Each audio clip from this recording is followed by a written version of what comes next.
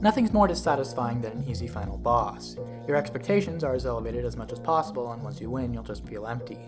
I notice this trend most often in games with reward-based difficulty where your power level in any given fight is uncertain.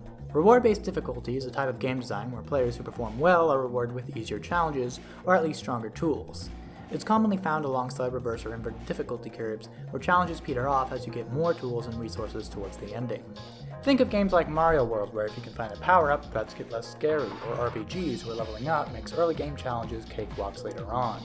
It's a pretty effective way of encouraging skilled play, but there are a few common pitfalls that games with this practice often fall into. Now, this isn't a critique of any one game, and this may be more of a matter of taste than anything, but I often find that reward-based difficulty conflicts with that sense of fulfillment when overcoming a difficult challenge. Sometimes you gotta ask, did I beat that because I'm getting better at the game, or is it just because I've leveled up? I've always subscribed to the dogma of if it's in the game, use it, but even that has its iffy moments. In game theory, strategic dominance, or dominant strategy, is the idea that if there's a best approach to overcoming a challenge, the player will always use it. But sometimes the fun thing and the easy thing are different. Case in point, summoning phantoms in Dark Souls feels like cheating. Finding a safe time to heal just becomes a matter of losing the aggro, and you can always sneak in and hits while the boss's back is turned. Whether phantoms are the easy way out or the smartest solution, if you want to challenge yourself, you're going to go in alone. However, I'm always afraid of the opposite scenario. If you fight a boss underlevel, the game makes it clear that you've made a mistake. I just don't want to overlevel and miss out on what might be a fun challenge. Dark Souls might be a bad example of this though. It wants you to feel like you're nothing in this gigantic world and then have you slowly rise to power. And while that does encourage replayability to see where other types of builds struggle and triumph, it irks me to see older challenges disappear to artificially show how far I've come. Like, we all love that classic moment of growth where you return to an old area as a superpowered badass. Nobody's gonna debate that, it's awesome. But it's not as cool as the growth you see when you start a new character, playing faster and smarter despite your old crummy stats. To draw a parallel, I want to be the guy as another infamously difficult Metroidvania, but one that doesn't follow reward-based design. At the end of the game, you're just as strong as when you started, which means that sense of success after beating a boss is undiluted. You did it. It had nothing to do with your weapon, it had nothing to do with your build, it was all because you got good. And nothing drives us home harder than the fact that you have to go through certain rooms twice to beat all the bosses. Since you already know the puzzle solution, you just rocket through the room and you feel that growth for realsies. So, if we want the biggest successes in a reward-based video game, I think we already stumbled across the two largest pitfalls to avoid. First off, don't make your strongest tools feel like cheating. If the player feels like the buff is more useful than actually getting better, they may feel guilty for using it.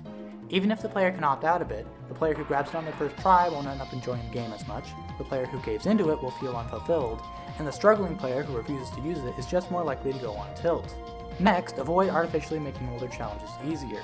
This allows players to actually see that they're improving and reinforces lessons that they've already learned. Remember, strength doesn't feel as good as skill. So, those are the rules, right? But there are certainly ways to have your cake and eat it too. Say you want a leveling system, but you don't want a bunch of people to just grind out a bunch of XP and skilllessly plow through your game. There's actually a pretty simple solution. Add a level cap. This way you've established a standard for each player to go through the game with, and can balance around that.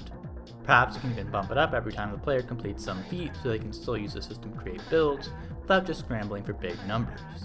Say maybe you want to add godlike super moves, but you didn't want to hurt the game. There are two different loopholes to sneak in fulfilling successes without compromising the mechanic. For the really powerful stuff, you can take away from the player's victory. They won, but they don't really deserve it because they used the god tech, so their ranking goes down or they get an aesthetic stigma that only goes away when they beat the level clean. Or maybe they just can't use the thing until New Game Plus, where they already know the solution to all the puzzles and are just playing around. That's fair. Otherwise, if the mechanic you're trying to implement is clearly super strong, but not so much that you don't think you can't find a way to balance around it, you might try to give it a detrimental fallback. Maybe the simple act of equipping it hurts you in some obscure way, or maybe it could be more of a dynamic type of thing. Volgarr the Viking's power-ups, for example. Playing skillfully gets you more tools and you can take more hits. However, getting hit drops you down 2 levels. Basically, it's just a super strict Super Mario. Textbook reward-based difficulty, right? As you play well, the game gets easier. Not necessarily. If you get a power-up at max power, you'll start picking up arcade-style credits to the secret levels which lead to the true ending. These levels are significantly more difficult and demand the player to play well to continue, as running out of lives cuts you off the best path. My favorite part of all this is how it factors into getting hit.